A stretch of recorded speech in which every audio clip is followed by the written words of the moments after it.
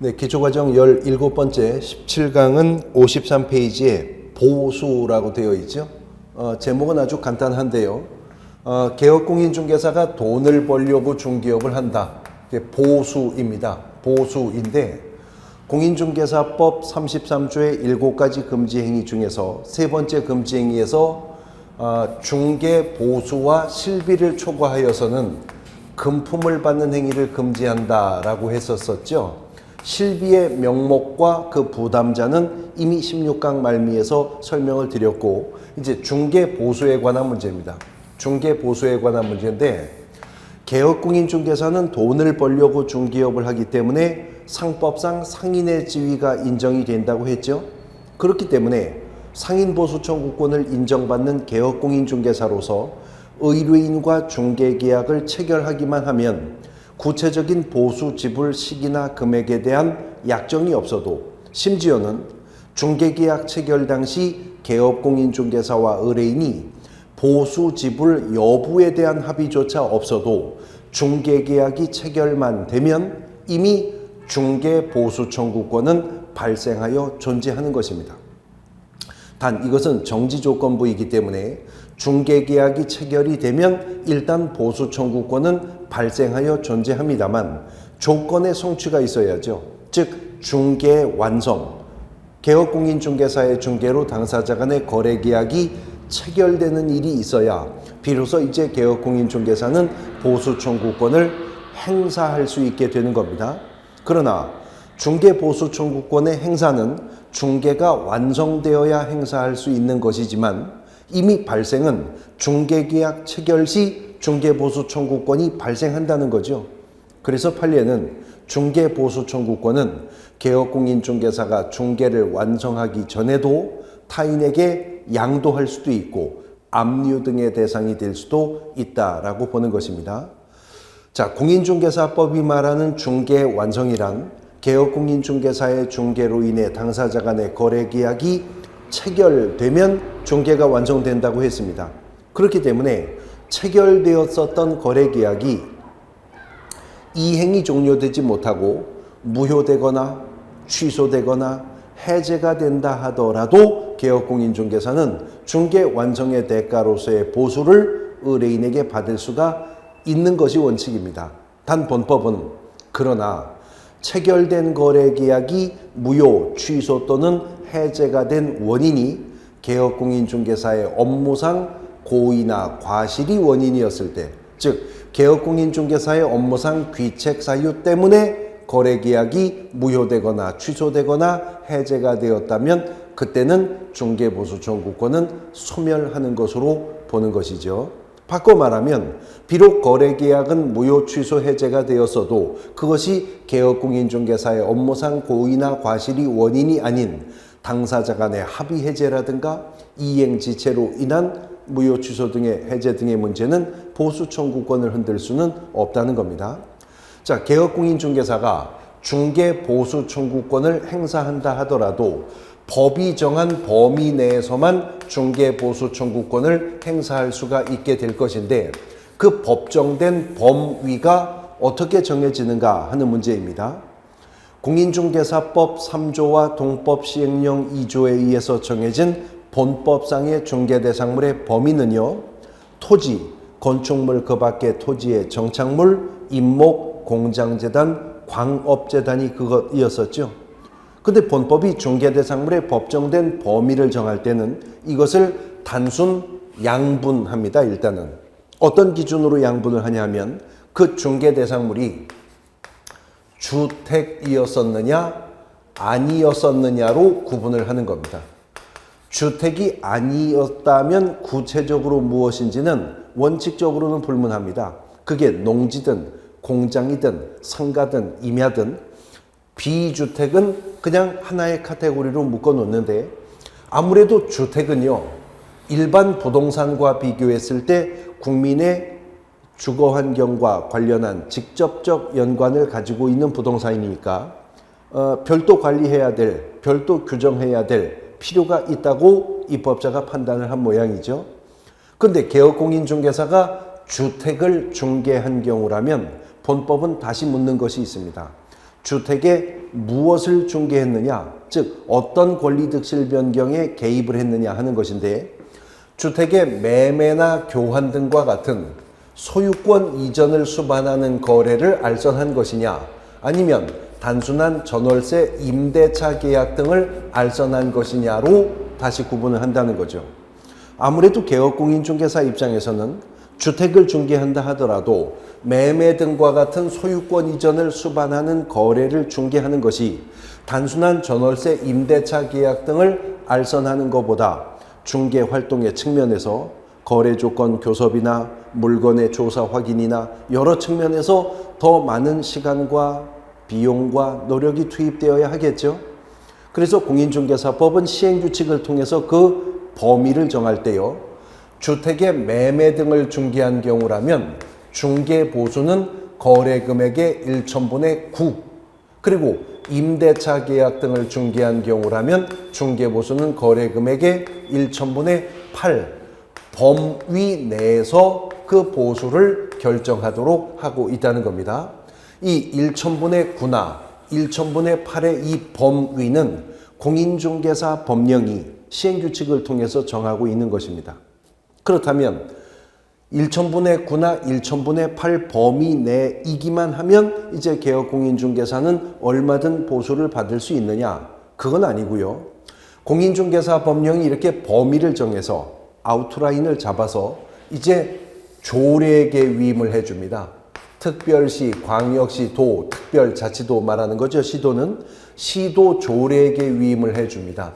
그러면 각 시도가 조례를 통해서요, 조례를 통해서 주택을 중개하였을 때 거래금액 얼마부터 얼마까지는 적용되는 요율이 얼마이고 여기에 적용할 한도액이 얼마인지를 조례가 정한다는 거죠.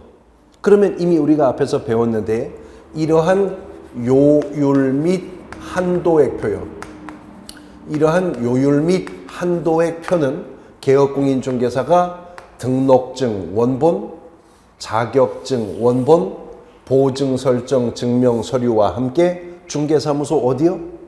안에 어디? 보기 쉬운 곳에 게시를 해야 할 사항 4가지 중에 하나가 요율 한도액표죠. 그리고 그 게시된 요율 한도액표에 따라서 이제 주택은 중개보수를 받을 수가 있다는 것이죠. 그러면 주택의 요율과 한도액은 누가 결정하는 거예요? 시도 조례가 결정을 한다고요. 그렇다면 물론 시행규칙이 정해준 이 범위 내에서의 유격일 뿐이기는 하겠으나 이 범위 내에서라면 각 시도마다 각기 다른 요율과 한도액을 가질 수가 있게 될 것이죠. 그렇습니다. 근데 문제는 법인인 개업공인중개사나 공인중개사인 개업공인중개사는 아예 업무 지역에 제한이 없었어요. 또 배우셨는데 부칙장의 개업공인중개사라 하더라도 부동산 거래 정보망을 통해서 검색할 수 있는 물건이었다면 중개사무소가 속한 시도 외에 있는 물건도 중개가 가능했었죠. 그러다가 보니 개업공인중개사가 중개를 하다가 보면 주택을 중개 완성했는데 당의 주택이 내가 사무소를 두고 있는 지역을 관할하는 시도와 행정구역이 다른 시도에 있는 주택일 수도 있는 것이죠. 그런데 사무소가 속한 시도와 주택이 속한 시도가 각기 다른 조례에 따르는 요율을 가질 수가 있잖아요. 그러면 어느 시도 조례를 기준으로 할 것인가? 이것은 법이 정해 주어야 했었겠죠. 공인중개사법상 항상 어떤 기준이 되는 장소가 필요할 때에는 중개 사무소 기준으로 결정된다 그랬었습니다. 그래서 요율 한도액을 정하는 이 시도 조례조차도 사무소 소재지를 기준으로 한다. 중개 사무소가 있는 지역을 관할하는 시도 조례가 기준이 된다라는 것입니다. 자, 예를 들어서 서울시 노원구 상계동에 중개사무소가 있는 공인중개사인 개업공인중개사가 경기도 의정부시에 있는 아파트 매매를 중개할 수도 있죠. 노원구 상계동과 의정부시는 거리가 그렇게 멀지 않으니까 빈번하게 그런 일이 있을 수 있을 겁니다. 그러면 노원구에 있는 중개사무소에 있는 개업공인중개사가 의정부시에 있는 아파트 매매 계약을 중개했다면 물건은 경기도 의정부시에 있어도 중개사무소가 서울시 노원구에 있기 때문에 중개보수를 계산할 때 시도조례 요율은 누가 정한?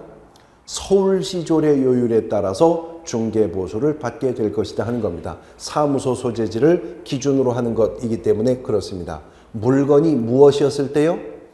주택이었을 때 그렇다는 거죠. 물건이 주택이었을 때. 그런데 주택 아닌 물건을 개업공인중개사가 중개하는 경우가 있겠죠.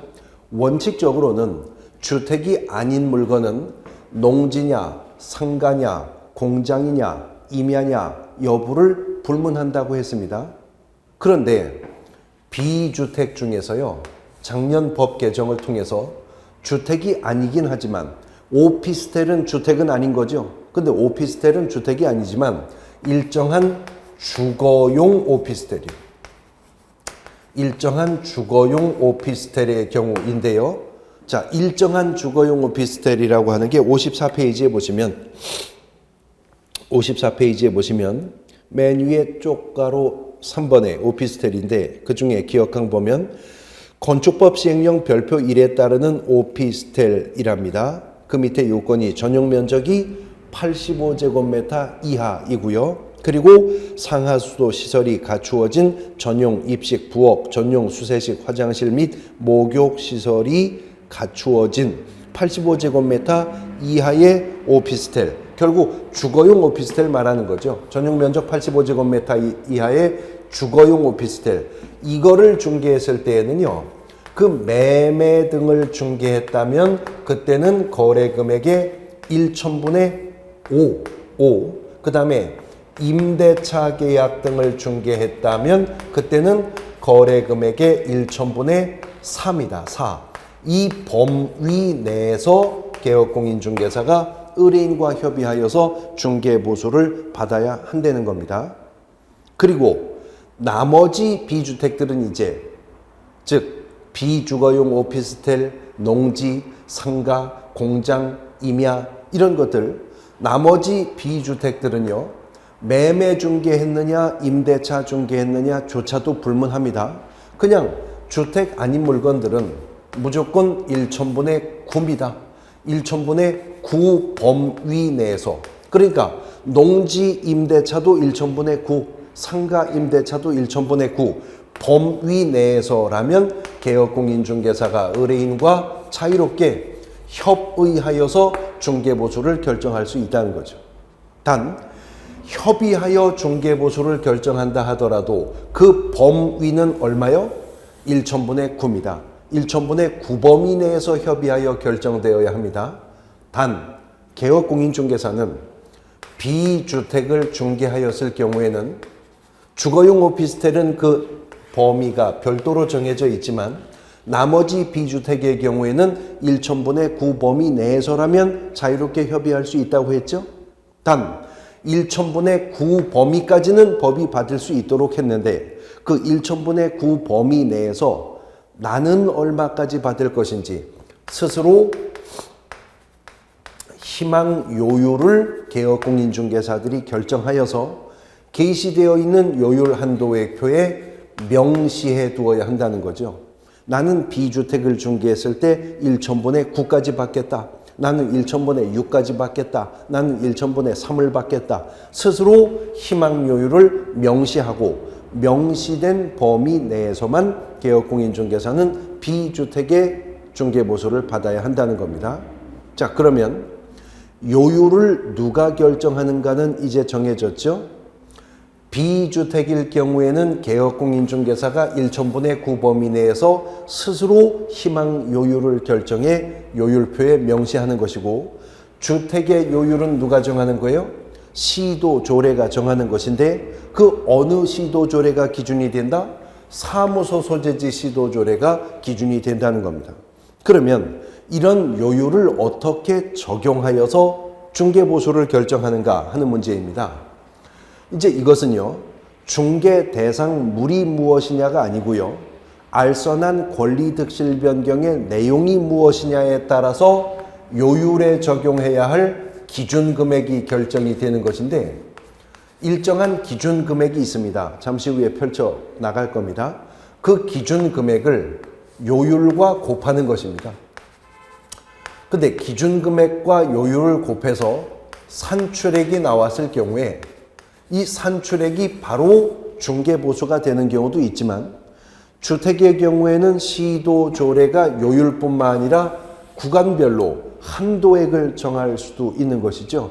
그래서 만일 한도액이 정해져 있는 경우라고 한다면 기준금액 곱하기 요율해서 나온 산출액은 이 한도액과 비교하여야 비로소 개업공인중개사가 받을 수 있는 법정된 중개보수의 범위가 확정이 된다는 거죠. 그런데 산출액과 비교해야 되는 것이 한도액이라고 했어요. 한도가 되는 금액이다 그 말입니다. 그러니까 만일 기준금액 곱하기 요율하여 나온 산출액이 한도액을 초과하고 있다면 한도액이 중개보수가 되겠죠. 한도가 되는 금액이니까. 만일 기준금액 곱하기 요율해서 나온 산출액이 한도액에 미달한다면 그때는 산출액이 중개보수가 되겠죠. 그러면 공교롭게 산출액이 한도액과 같다면 한도액까지는 받아도 됩니까? 받아도 됩니다. 왜냐하면 공인중개사법이 금지행위에서 법정된 중개보수와 실비를 초과하여 금품을 받는 것을 금지한다고 말했어요. 이상 받으면 안 된다가 아니라 초과하여 받으면 안 된다 그랬으니까 한도액까지는 받아도 되죠. 그러니까 단순하게 정리하면 산출액이 한도액과 같거나 높으면 한도액이 수수료, 산출액이 한도액보다 적으면 산출액이 수수료, 중개보수가 될 것이다 그 말입니다.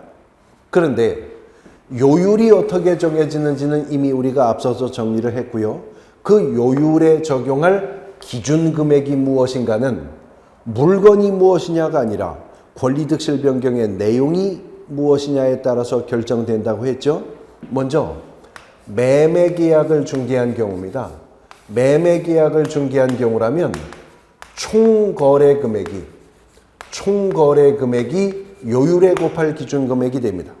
예를 들어서 아파트 3억 4천만 원의 매매계약이 이루어졌다. 그러면 3억 4천 곱하기 중개사무소 소재 해당 요율을 곱해서 한도액과 비교하면 되는 겁니다. 근데 일반적인 부동산은 총거래 금액이 매매일 경우에 요율에 적용할 기준 금액이 됩니다만 개업공인중개사가요, 분양권 전매 알선할 수 있죠. 분양권은 토지에 정착이 될 건물로서 하나의 미래의 건물로서 본법상의 중개 대상이 된다는 것이었었습니다. 그러나 분양권 전매를 알선했을 때 중개보수를 산정하기 위한 요율에 곱해야 할 기준 금액은 총 분양가를 기준으로 하면 안 된다는 거죠. 분양권 전매는 분양권 전매 당시에 기납입된 금액이 있겠죠. 거기에 일정한 프리미엄을 합산한 금액이 요율에 곱하게 될 기준 금액이 되어야 한다는 겁니다. 예를 들어서 이런 얘기예요. 개업공인중개사가 어떤 분양권 전매에 개입을 했는데 이 분양권의 총분양가가 3억 원짜리 아파트 분양권이랍니다. 근데 지금 분양계약금 3천만 원, 1차 중도금 3천만 원, 2차 중도금 3천만 원까지 납입된 상태에서 분양권 전매가 이루어지는데 이 분양권의 프리미엄이 피가 1천만 원이 붙어 있다. 이런 분양권 전매를 개업공인중개사가 알선했다고 중개보수를 계산할 때 총분양가인 3억 원 곱하기 요율, 아니면 한술 더 떠 3억에 피 붙여서 3억 1천 곱하기 요율, 이렇게 중개보수 받아서는 안 된다는 것이죠. 이때에는 총분양가는 3억이라 하더라도 분양권 전매 당시의 기납입 금액은 9천만 원이죠. 9천에다가 프리미엄 1천만 원을 합치면 1억이죠. 1억 원이 요율에 적용할 기준 금액이 되어야 한다는 겁니다. 분양권 전매는 기납입 금액에 일정한 프리미엄을 합산한 금액이 요율에 적용할 기준 금액이 되어야 한다라는 거죠. 그 다음 개업공인중개사가 교환계약을 중개할 수 있죠. 교환계약을 중개한 경우라면 교환 대상 물건 중에서 높은 쪽 기준으로 하랍니다. 고액의 교환 가액을 요율에 곱할 기준 금액으로 잡아라. 예를 들어서 2억 8천짜리 토지와 3억짜리 상가가 교환이 이루어진다. 그러면 3억 원이 요율에 적용할 기준 금액이 되어야 할 것이다 라고 하는 것입니다.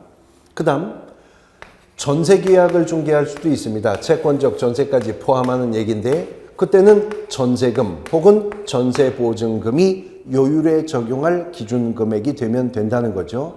문제는 월세 있는 임대차일 경우에 요율에 적용해야 할 기준 금액이 무엇인가? 이것이 이제 본법 개정 과정에서 여러 차례 개정이 있었던 사항인데 지금 현행법은요. 월세 있는 임대차의 경우라면 월세 보증금 예치금이 있겠죠. 그 보증금을 월차임 월세 말하는 겁니다. 월차임 곱하기 백하여 나온 금액과 합산한 금액 월세 곱하기 100해서 보증금과 합산을 한 금액 이 합산 금액이 요율에 적용할 기준 금액이 되어야 한다는 것이죠. 예를 들어서 보증금 1억 원에 월세가 100만 원인 주택을 임대차를 중개했다. 그러면 100만 원 곱하기 100 하면 1억 원이네요. 1억 원에다가 보증금 1억 원을 더하면 2억 원이죠. 2억 원이 요율에 적용할 기준 금액이 된다는 겁니다. 그런데 월차임 곱하기 100하여 보증금과 합산한 금액이 요율에 적용할 기준 금액이 되는 것인데 그렇게 합산을 하였음에도 만일 합산 금액이 5천만 원 미만이었을 때는요. 그때는 100을 70으로 낮추어서 다시 합산 금액을 계산하랍니다. 5천만 원 미만이었을 때는요. 자, 그러면 이런 경우요. 보증금 1,000만 원에 월세가 40만 원인 원룸 임대차 계약을 개업공인중개사가 중개했다. 그러면 40만 원 곱하기 100 하면 4천만 원, 4천만 원에 보증금 1,000을 더하면 5천만 원이죠. 그 5천만 원을 그대로 요율 적용해도 됩니까? 70 내려야 됩니까? 그냥 적용해도 되죠. 5천만 원 미만일 때, 이하일 때라고 하지 않고 미만일 때라고 했으니까 5천이면 그냥 요율 적용해도 되는 것이죠. 그렇습니다. 근데 지금 여기서 제가 월세를 10만 원만 깎아 볼게요. 보증금 1,000만 원에 월세가 30만 원이었다. 그러면 30만 원 곱하기 100 해봐야 3천만 원, 3천에 보증금 1,000을 더해봐야 4천만 원, 5천만 원 미만이잖아요. 지금 합산 금액이. 그러면 이때는 30만 원에 70을 곱해야 한다는 거죠. 100이 아니라. 그러면 37에 21, 2,100만 원에 보증금 1,000을 더하면 3,100만 원이 기준 금액이 되겠죠. 그 3,100만 원이 요율에 적용할 기준 금액이 될 것이다 라고 하는 겁니다. 자, 이런 거래 기준 금액을 요율과 곱해서 산출액이 나오면 도출된 산출액은 한도액과 비교해서 중개보수로 확정이 되는데 확정된 중개보수는요. 공인중개사법이 거래 당사자에게 각각 받는다라고 규정하고 있습니다. 어떻게 받는다고요?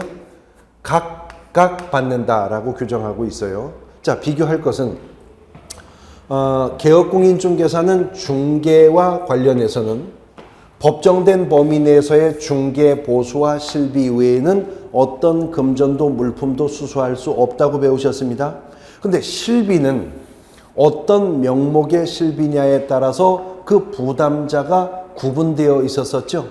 우리가 바로 16강 말미에서 봤었는데 권리관계 등의 확인에 소요되는 비용의 실비는 누가 부담한다고요? 매도, 임대, 권리를 이전하는 의뢰인이 부담. 계약금 등의 예치에 소요되는 비용으로서의 실비는 누가 부담한다고요? 매수, 임차, 권리를 취득하는 의뢰인이 부담. 그런데 중개보수는요. 거래 당사자가 각각 부담을 한답니다. 이 말은 개업공인중개사가 단독 중개로 중개를 완성했다면 중개보수가 100만 원이면 이전 의뢰인에게 얼마? 100만 원. 취득 의뢰인에 얼마? 100만 원 받는다는 거죠. 얼마 전에 이런 문제가 나온 적이 있어요. 중개보수는 개업공인중개사가 거래 당사자에게 균분하여 받는다. OX? X입니다. 만일 공인중개사법이 중개보수를 당사자에게 균분하여 받는다고 규정했다면 중개완성 시 중개보수가 100만 원 계산되면 이전 의뢰인에게 50만 원, 취득 의뢰인에게 50만 원을 받아 100을 메꾸라는 얘기였었겠죠. 그러나 균분주의를 취하지 않고 각각이라고 규정하고 있다는 겁니다. 넓게 보면요. 중개보수는 민법상의 매매 비용의 하나에 속하는 것이긴 합니다. 민법에서 말하는 부동산 거래에서의 매매 비용이란 공증비용, 측량비용, 감정평가비용, 계약서 작성 비용 같은 것들이 속하는 것이겠죠. 근데 원칙적으로는요, 부동산 거래에서의 매매 비용은 민법상 균등하게 배분하여 부담하게 됩니다. 균분주의를 취합니다. 물론 당사자가 합의를 하여서 공증비용은 매도인이 부담하기로 한다. 측량비용은 매수인이 부담하기로 한다. 감정평가 비용을 매도인과 매수인이 각 7대3 비율 부담키로 한다. 이런 합의할 수 있지만 그런 합의가 없다면 그런 매매 비용은 균분주의를 취합니다. 그러나 공인중개사법은 민법의 특별법이죠. 민법에 우선하여 적용되죠. 그 민법의 특별법인 공인중개사법이 중개보수는 거래 당사자가 각각 부담하도록 규정하고 있다라고 하는 것입니다. 그래서 중개보수는 개업공인중개사가 양의뢰인으로부터 각각 받을 수가 있는데요. 단 개업공인중개사가 중개를 하다가 보면 동일한 중개 대상물에 대해서 동일한 거래 당사자 간에 동일한 기회에 매매를 포함한 둘 이상의 거래를 성사시키는 경우도 있을 수가 있을 거라는 거죠. 예를 들자면 이런 겁니다. 주택 매매 계약을 개업공인중개사가 중개하고 있는데 주택 매도인은 단지 자금 확보의 목적 때문에 집을 파는 것이지 이사갈 의사가 없고 집이 팔리면 그만한 집 하나 전세 얻어야 될 사람이고요. 주택 매수인은 실거주 목적이 아니라 투자 목적으로 주택을 매입하고 있기 때문에 집을 사면 바로 세입자를 찾아서 세를 놔야 될 사람입니다. 그래서 주택 매매 계약이 체결될 때 금매도인과 금매수인이 매매 계약을 체결하면서 동시에 임대차 계약도 함께 체결해서 매도인은 매수인에게 주택의 소유권만 이전하고 이른바 점유계정이죠. 민법상 점유계정, 임차인으로서 계속 거주하는 경우가 있을 수 있겠죠. 그런데 그런 거래를 개업공인중개사가 알선했다면 동일한 중개대상물에 대해서 동일한 거래 당사자 간에 동일한 기회에 매매와 임대차가 함께 이루어졌잖아요. 그렇다고 해서 개업공인중개사가 매매 중개 완성한 중개보수 따로 받고 임대차 중개 완성한 중개보수 따로 받으면 안 된다는 거죠. 계산에 보나마나 어느 쪽 보수가 높겠어요? 매매가 높죠. 그러니까 이런 경우에는 매매만 받으라는 거죠. 매매에 관한 금액만 기준으로 해서 중개보수를 받도록 합니다. 단 동일의 세 가지 조건이 모두 충족되어야 합니다. 동일한 중개대상물에 대해서 동일한 거래 당사자 간에 동일한 기회에 매매를 포함한 둘 이상의 거래가 이루어졌을 때 그때는 매매에 관한 금액만 중개보수로 받도록 합니다. 자, 중개보수와 관련된 내용을 이번 17강에서 공부하셨는데요.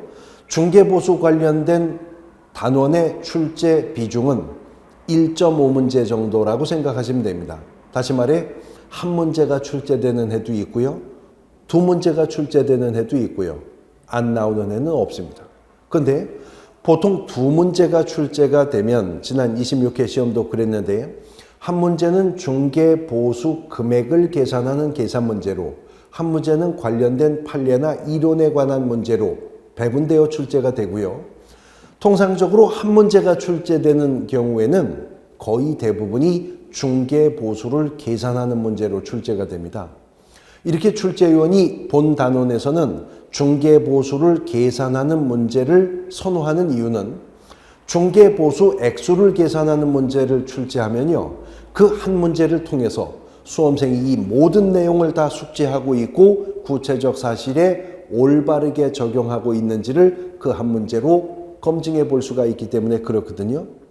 근데 중개보수 계산 문제가 출제가 된다면 오지선다형 객관식으로 실제 출제되는 본 시험의 특성상 1, 2, 3, 4, 5번 지문에 각종 금액들이 제시가 되겠죠. 그리고 제시된 금액 중에 어느 하나가 정답일 것이잖아요. 나머지 4가지 오답인 금액들은 출제위원이 대충 금액을 만들어 놓는 게 아니라 수험생 입장에서 이 중에 어느 한 적용을 잘못했을 때 도출될 수 있는 금액들이 있겠죠. 그런 것들을 오답으로 깔아놓게 되는 것입니다. 그래야 문제가 난이도가 있게 출제가 될 수가 있으니까요. 예를 들어 이런 겁니다. 이런 문제가 많이 출제되었어요.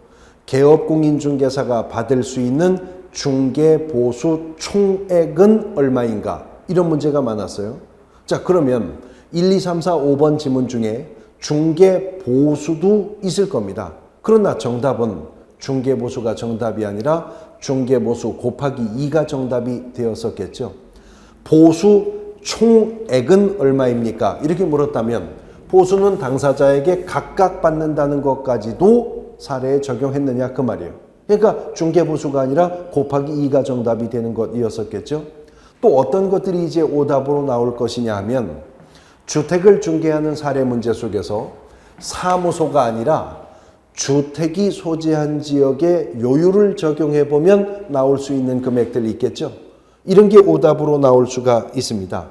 또 어떤 것들 오답으로 나올 수 있냐면 분명히 기준 금액을 요율과 곱한 산출액이 한도액을 초과하고 있었거든요. 근데 한도액과 비교하는 작업을 깜빡하고 초과되는 산출액을 그냥 밀고 나갔을 때 나오는 금액이 있을 수 있겠죠. 이런 것도 오답으로 나올 수 있고요. 또 어떤 것들 오답으로 나올 수 있냐면 분명히 월세 있는 임대차인데 월차임 곱하기 백하여 보증금과 합산한 금액이 5천 미만이었는데 70으로 낮추어서 다시 계산해야 하는 걸 깜빡하고 그냥 100을 곱했을 때 나올 수 있는 최종 금액이 있겠죠. 이런 것도 오답으로 깔려 있게 될 겁니다.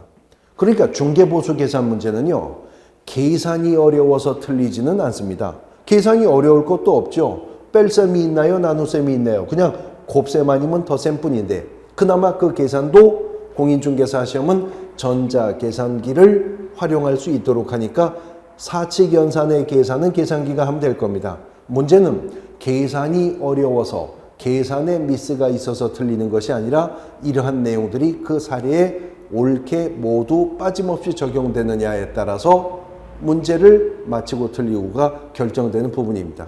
그러니까 이 중개보수 단원은 내용을 이해하셨다 하더라도 기출된 문제와 출제 예상 문제 속에서 이제 우리가 부단히 적용해서 실제 출제자의 의도를 파악하여 금액을 확정해내는 연습을 앞으로 또 우리가 함께 해봐야만 관련된 문제에서 한 문제를 또 득점을 하실 수가 있게 되는 것이죠. 자, 중개보수에 관한 내용을 보셨고요. 이제 6장으로 넘어가게 됩니다. 쉬었다가 보겠습니다.